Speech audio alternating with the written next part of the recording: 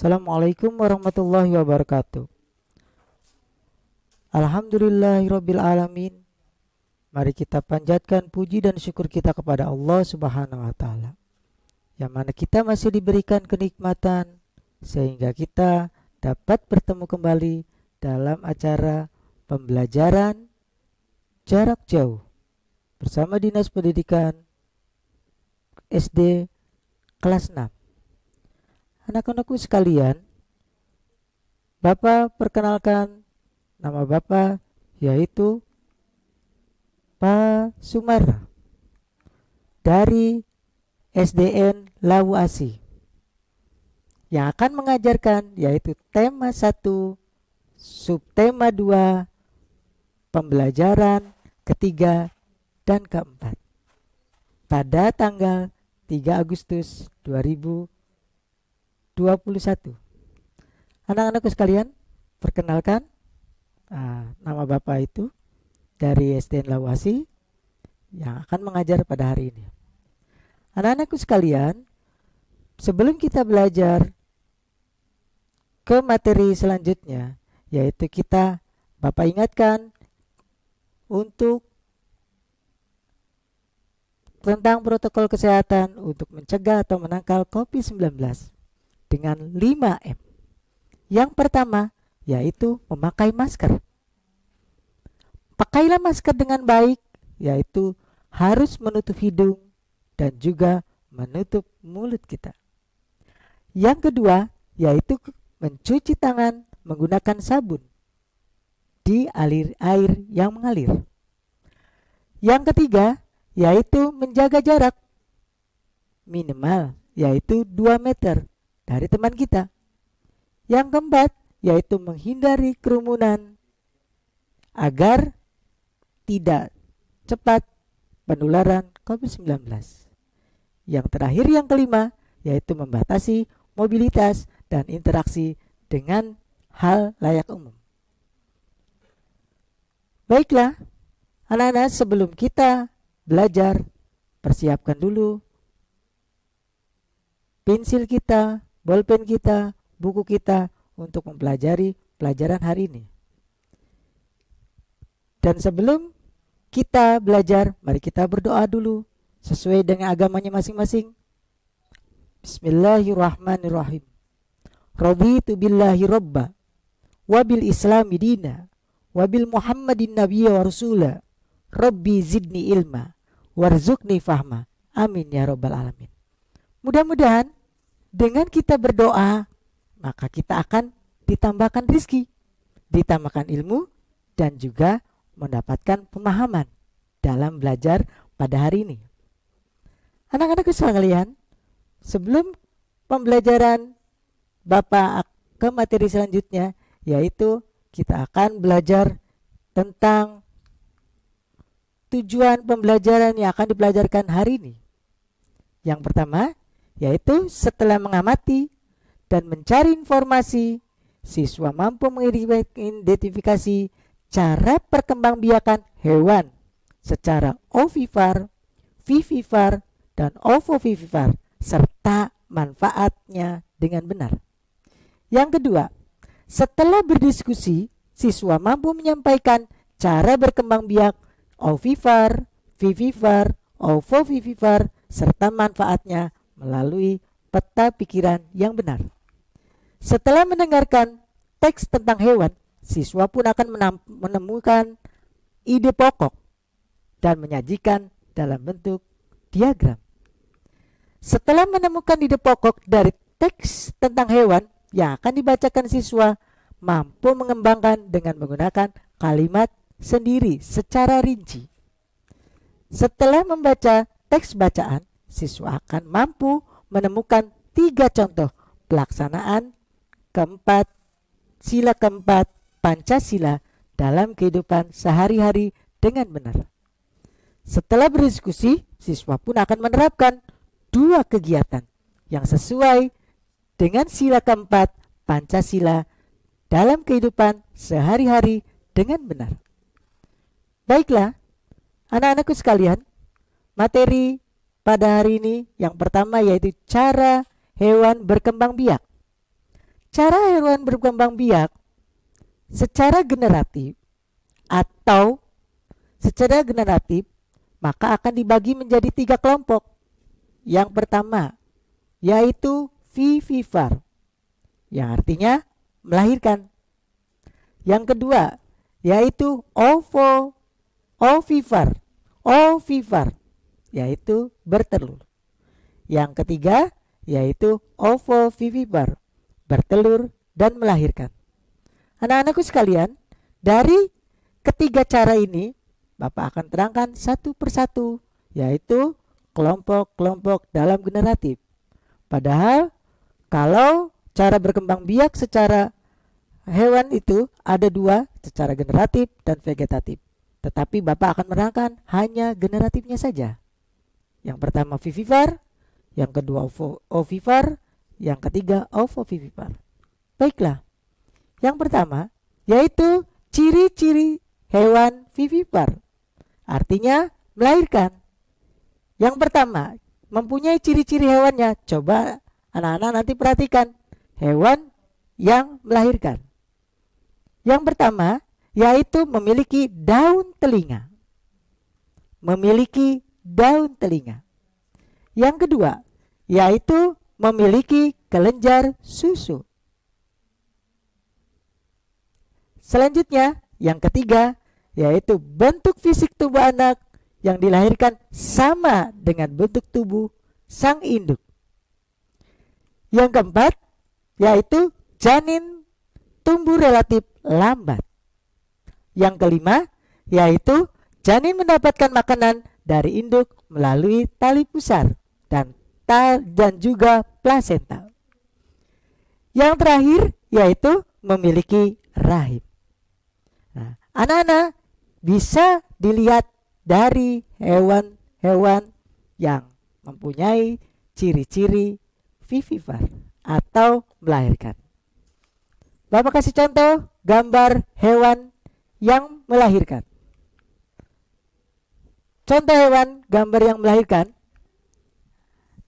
tentu kita sering lihat kalau Idul Adha. Ada apa itu? Ada sapi. Pasti sapi belum pernah ada yang namanya telur sapi. Makanya sapi melahirkan. Yang kedua yaitu contohnya kuda. Kuda pun sama melahirkan. Kemudian selanjutnya yaitu ikan paus. Itu pun sama melahirkan. Kemudian yang terakhir yaitu kambing atau domba. Itu pun sama melahirkan. Dari keempat contoh ini, adik-adik siswa kelas 6 bisa mencari contoh hewan yang lain. Sebanyak-banyaknya, bisa sampai 30 atau 40 contoh hewan. Baiklah, selanjutnya anak-anakku sekalian, ciri-ciri hewan ovipar atau bertelur. Hewan ovipar atau bertelur mempunyai ciri-ciri. Apa sih ciri-cirinya? Yang pertama yaitu tidak memiliki daun telinga. Ya, nanti adik-adik siswa kelas 6 bisa memperhatikan apakah hewan bertelur itu punya daun telinga. Pasti tidak mempunyai daun telinga. Yang kedua yaitu tidak memiliki kelenjar susu. Yang ketiga yaitu tidak menyusui anaknya. Yang keempat, bentuk tubuh anaknya sama dengan induknya. Yang ketiga yaitu pertumbuhan janin relatif lambat. Yang selanjutnya, janin mendapatkan makanan dari cadangan makanan yang sudah tersiap dalam telur.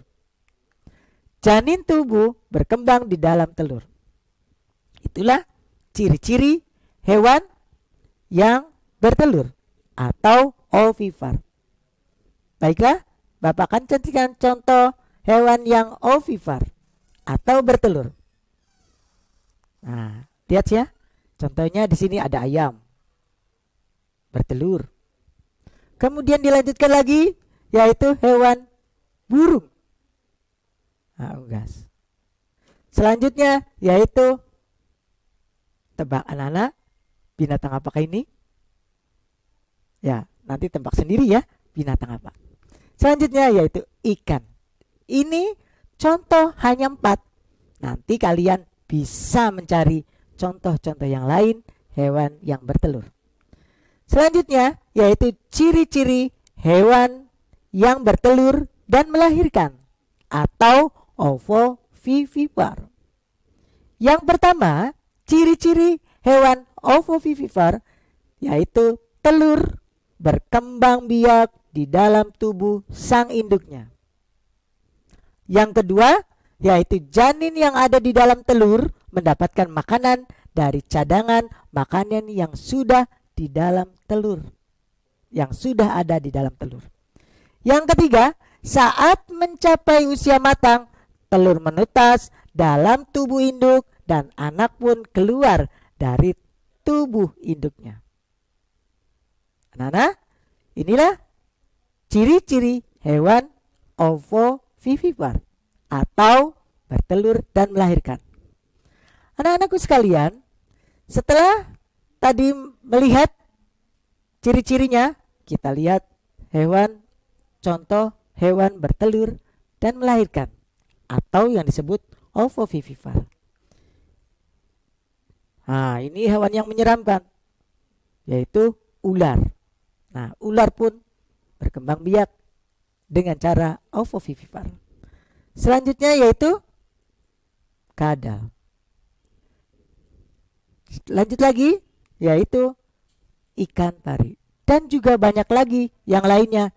Bisa kalian cari contoh selanjutnya. Yang penting biasanya contoh hewan ovovivipar yaitu hewan yang melata. Anak-anakku sekalian, baiklah.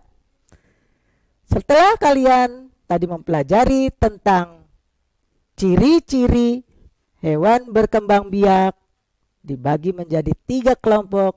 Yang pertama tadi ovovivipar, ovipar, dan vivipar. Nah, Bapak balik ya tadi ya. Nah, sekarang mari kita saksikan atau simak bacaan berikut ini. Untuk mengetahui, kalian bisa mengetahui yaitu ide pokok.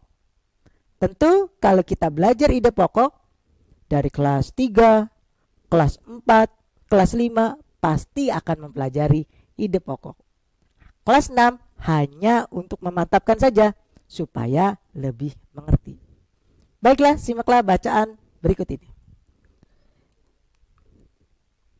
Bacaan ini berjudul ayam. Di Indonesia, sebagian besar ayam dipelihara dan diternakan. Masyarakat memanfaatkan daging dan telurnya. Daging dan telurnya sangat bermanfaat bagi kesehatan tubuh. Ayam jantan dan betina memiliki perbedaan. Ayam jantan biasanya lebih besar daripada ayam betina. Ia memiliki jalu panjang dan berjengger lebih besar. Bulu ekor ayam jantan panjang dan menjulai. Ayam betina lebih berukuran kecil dan tidak memiliki jalu, tetapi memiliki jengger kecil. Bulunya berukuran kecil atau pendek.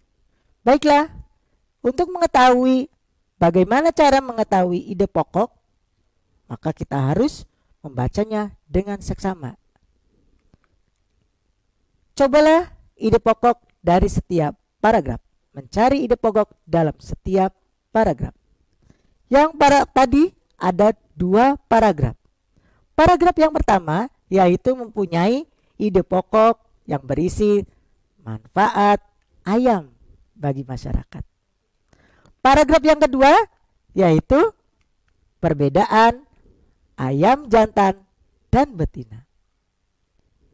Baiklah, dilihat dulu gambar ayamnya. Cantik kan? Gagah ayamnya, ada jalunya, ada jenggernya, ya. Kemudian juga ayam betina. Nah, itu ya. inilah yang suka dikonsumsi setiap hari oleh masyarakat Indonesia. Baiklah, selanjutnya yaitu baca kembali untuk mengetahui apakah anak-anak bisa mendapatkan ide pokok atau gagasan utama. Mari kita baca dengan seksama. Edo membawa oleh-oleh ikan bandeng. Ikan bandeng asap dari Sidoarjo. Ia membawa satu ikan ke sekolah untuk dibagikan ke temannya. Dayu, Beni, Udin, Siti, dan Lani. Saat makan siang, potongan ikan hanya cukup untuk 6 orang. Saat makan siang tiba, selain sahabatnya, tiba 3 orang temannya yang ikut bergabung.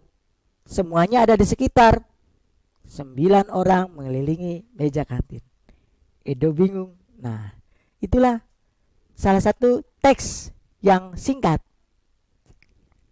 Nah, untuk mengetahui bagaimana cara mengetahui ide pokok, maka kita membuatlah suatu pertanyaan.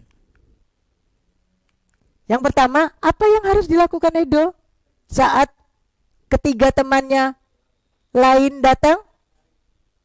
Maka adik-adik bisa jawab sendiri, yaitu harus menerimanya dengan kedatangan ketiga temannya itu. Yang kedua, apa yang harus dilakukan ketiga teman Edo saat tahu bahwa jumlah potongan ikan tidak cukup untuk semua? Maka pun teman-teman Edo yang datang tadi harus merasa menerima. Selanjutnya, apa yang sebaiknya dilakukan oleh Edo, Dayu, Beni, Udin, Siti, dan Lani agar semuanya mendapatkan ikan yang sama? Maka harus belajarlah dengan adil. Nah, itulah kita akan bisa mengetahui isi dari bacaan tersebut. Selanjutnya, marilah kita akan belajar tentang Pancasila. Pancasila yaitu 5 sila. Yang pertama yaitu ketuhanan yang Maha Esa. Yang kedua, kemanusiaan yang adil dan beradab. Yang ketiga yaitu persatuan Indonesia. Yang keempat, kerakyatan yang dipimpin oleh hikmat, kebijaksanaan dalam permusyawaratan perwakilan. Yang kelima, keadilan sosial bagi seluruh rakyat Indonesia. Anak-anak pasti hafal kalau belajarnya dengan tatap muka. Setiap hari Senin dibaca. Apakah sekarang masih hafal? Nah, mudah-mudahan anak-anak Indonesia harus hafal Pancasila. Kalau tidak hafal, malu, karena Pancasila merupakan dasar negara kita. Pancasila tidak hanya disebutkan dalam setiap hari Senin, maka kita pun harus bisa menerapkan dalam kehidupan sehari-hari. Bapak terangkan hanya pada hari ini tentang sila keempat. Sila keempat yaitu tadi kerakyatan yang dipimpin oleh hikmat, kebijaksanaan dalam permusyawaratan perwakilan. Anak-anak, penerapan nilai-nilai yang terkandung dalam Pancasila sangatlah penting dalam hidup masyarakat. Kalau semuanya masyarakat memahami Pancasila dan mengerti nilai-nilai Pancasila, pasti masyarakat pun akan hidupnya tenang. Warga masyarakat yang baik harus menerapkan nilai-nilai tersebut dalam setiap perilaku kita, baik di lingkungan sekolah, di lingkungan rumah, ataupun masyarakat. Musyawarah dapat mengambil keputusan demi kepentingan masyarakat. Baiklah, anak-anakku sekalian, contoh perilaku, sikap yang sesuai dengan sila keempat dalam Pancasila di lingkungan keluarga. Yang pertama, nah ini gambarnya. Tentu kalian setiap hari apakah berkumpul? Nah, kalau masa PPKM ataupun masa PPKM level 1, level 2, level 3, level 4, pasti nanti sering bertemu dengan keluarga. Sering berbicara, bercakap-cakap, berdialog. Apa sih yang harus didialogkan dalam keluarga, dimusyawarahkan di dalam lingkungan keluarga? Yang pertama, yaitu melakukan musyawarah ketika akan membangun rumah. Ya. Yang kedua, yaitu musyawarah juga biasanya untuk merencanakan rekreasi di waktu libur. Nah, kalau masa begini, masa PPKM atau masa pandemi, kita harus menjaga diri untuk tidak berekreasi. Berekreasilah di tempat-tempat yang terdekat dengan kita. Pembagian tugas kerja anggota keluarga. Jadi, tugas anggota keluarga harus mempunyai tugas-tugasnya. Jangan hanya dikerjakan untuk orang tua saja, tetapi semua anggota keluarga. Yang selanjutnya yaitu musyawarah dapat menyelesaikan masalah pada saat dari tertimpa musibah. Kita pun harus bermusyawarah supaya bisa menolong semuanya. Selanjutnya yaitu contoh perilaku atau sikap yang sesuai dengan sila keempat Pancasila di lingkungan sekolah. Yang pertama, lihatlah gambar berikut ini. Nah, ini contoh musyawarah dalam kelas kalau pertemuan ya tatap muka, pembelajaran tatap muka pasti akan ramai seperti ini. Awal-awal belajar akan memilih yaitu ketua kelas. Dan selanjutnya di lingkungan sekolah kita pun bisa melakukan musyawarah dalam penerapan Pancasila sila keempat. Yang pertama yaitu tadi contohnya pemilihan ketua kelas. Yang kedua pemilihan ketua regu, biasanya dalam kegiatan pramuka. Yang selanjutnya yaitu musyawarah dalam penyelenggaraan kegiatan ekstrakurikuler. Maksudnya selain dari pramuka. Kemudian melaksanakan diskusi kelompok atau kelas. Melaksanakan pembagian tugas dalam menyelesaikan tugas sekolah, contohnya tugas-tugas kelompok. Itulah contoh dari kegiatan penerapan Pancasila sila keempat di lingkungan sekolah. Contoh perilaku atau sikap yang sesuai dengan sila keempat Pancasila di lingkungan masyarakat. Ini biasanya adanya di balai desa atau di balai pertemuan. Saja masyarakat berkumpul dan memusyawarahkan hal-hal yang ada berkaitan dengan masyarakat. Kegiatan apa yang di lingkungan masyarakat yang menerapkan Pancasila sila keempat? Yang pertama yaitu perumusan dan pengesahan rencana, anggaran, pendapatan, dan belanja pembangunan RW atau desa. Selanjutnya yaitu musyawarah dalam pembangunan desa. Kemudian juga musyawarah dalam pembangunan sarana umum. Pemilihan ketua RT, ketua RW, serta kepala desa. Kemudian musyawarah dalam gotong royong pembangunan sarana umum.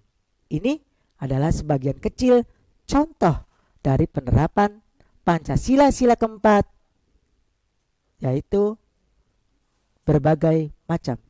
Anak-anak bisa mencari yang lainnya.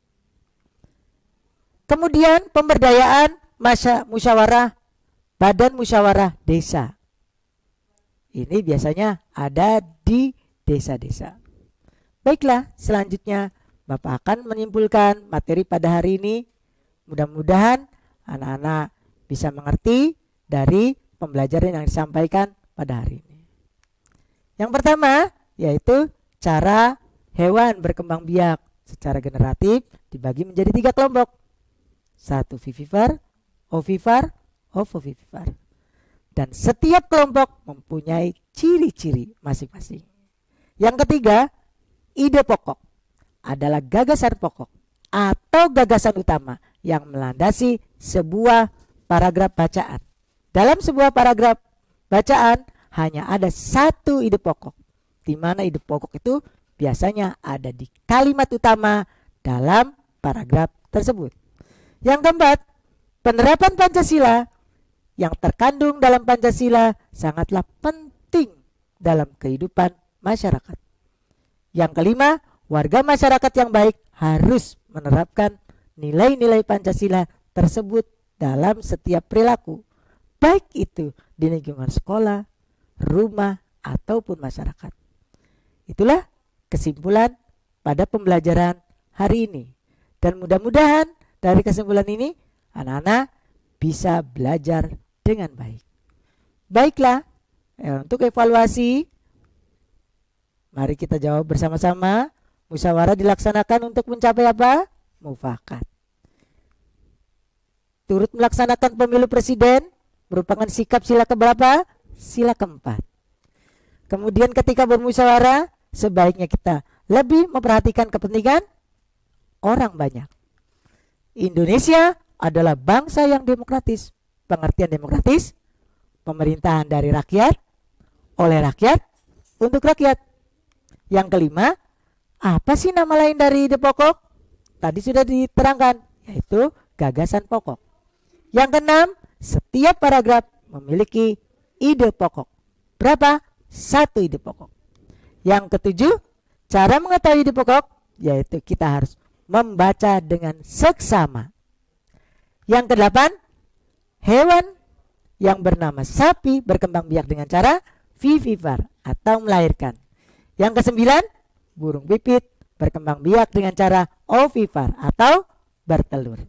Yang ke-10 yaitu ular berkembang biak dengan cara ovovivipar atau bertelur dan melahirkan. Dari evaluasi ini anak-anak bisa mengambil kesimpulan juga. Anak-anakku sekalian, sekian dari Bapak. Mudah-mudahan ada manfaatnya materi yang diberikan Bapak, dan sukses selalu, semangat selalu, jangan sampai kendor. Wabillahi taufiq wal hidayah. Assalamualaikum warahmatullahi wabarakatuh.